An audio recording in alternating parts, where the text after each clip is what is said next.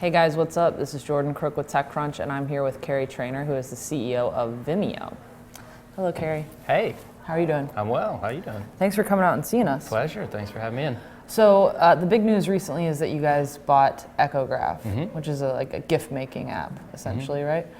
Can you tell us a little bit more detail? The terms weren't disclosed. Probably going to keep those under wraps. Yeah, that's the plan. Okay. Well, in the meantime, what is Echograph all about? How's it going to integrate with Vimeo, and why did you choose a gift-making app? Sure. Well, I think like many video platforms, we're very focused on where things are going in mobile video creation. So Vimeo, like many services, started on the desktop, but we have distributed the service very aggressively across the connected television and also back into the phone via the browser and via apps.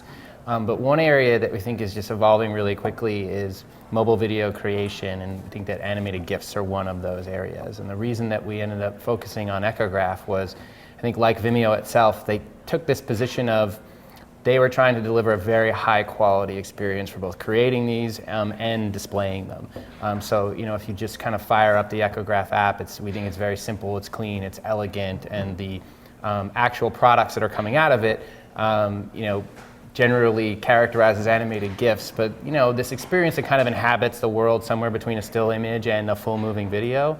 Just thought that people were doing some really creative things with it that we felt were a cut above what was happening in other apps in this space. So it just felt like a natural fit for Vimeo, which has always been focused on being the high quality video sharing platform for creative people. Absolutely. So are you going to keep the entire Echograph team on board? And will they be operating independently, or will Echograph just be a button on Vimeo's? Well, to the latter, we don't know yet in terms of like how deeply the products ultimately get integrated. From the team perspective, yes, we are bringing the whole team on board as a small group, and the CEO and founder of Echograph, a fellow named Nick Alt, is going to now head up all mobile development for Vimeo. Awesome. Yeah. Very cool. So tell me the truth. This happened. That was all the truth, I swear. This happened within the last couple weeks, and Vine also happened within the last 2 months. Yeah. They're similar-ish products. I mean, what do you think of Vine? Does this have anything to do with Vine? It doesn't, certainly as a reaction. We've been asked that a couple of times, and no, truthfully, it's really not a reaction anyway. I mean, frankly, even just the timelines themselves, I know Vine had happened earlier, but that was really just coincidental. But the thing that is related, I think we're all, like any platform service has really got to be focused on what's going on mobile. Twitter, I think, is a different type of platform, but ultimately it's a platform where, you have people creating messaging or content, and then you have people consuming it. Vimeo, similar, it's just we work natively in video. And I think everyone really has to focus on, where does the user experience go in mobile? And, as we've all known for years, it's not just about porting the desktop experience onto the phone. And so I think we're all always looking for things that really pop in terms of products, and then the people behind those products who really seem like they know what they're doing in terms of creating specifically for the phone. And that's what led us to Echograph. It was really no response in particular to any of our competitors in the market. Well, I know that monetization has been a big focus. Is Echograph going to kind of work into the way that all of that works? I know you have the tip jar. You're giving your contributors control over a paywall. Yeah. How is Echograph going to work into your monetization strategy? We're not quite sure of that either, in that we actually made Echograph free when we acquired it. So it was a $2.99 app, and we actually flipped it over to being free just because we're more interested in the user adoption and kind of, again, driving mobile creation through Vimeo products.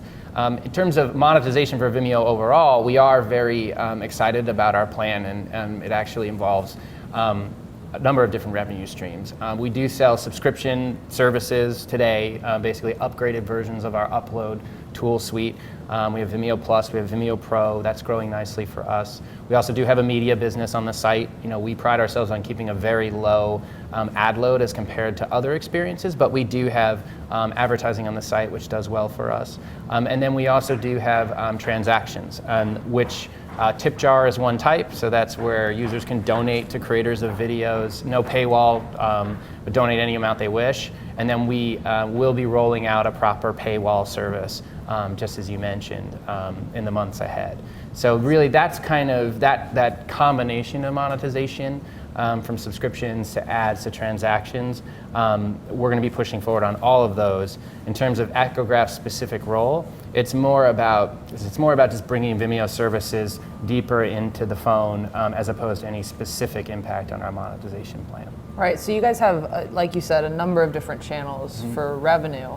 But as it stands right now, YouTube will probably still be your greatest competitor, even though the platforms are very different. We see high quality versus a lot of volume. Yeah. But that would end up, volume is kind of your big obstacle, right? You need people creating. Is that why, you've said mobile video creation, but is there any other things that you're doing other than the Echograph acquisition that kind of push your contributors to make more? Because the transactions, all of that won't matter unless you have people putting stuff on the site, right? Yeah, you know, it's less about pushing people to make more than it is empowering them with tools to do so. And I'm not trying to be cute or semantic in making that distinction. There's no part of the model per se for us that relies on some volume being created.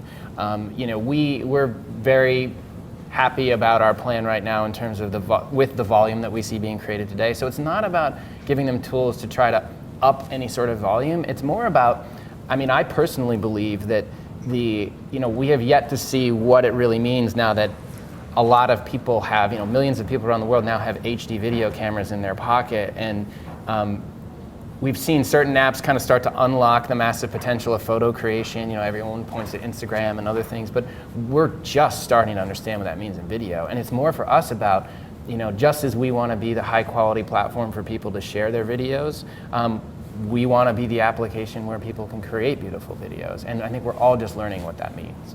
Absolutely. All right. Well, thank you so much, Kerry. Appreciate it. Pleasure. Thanks a lot.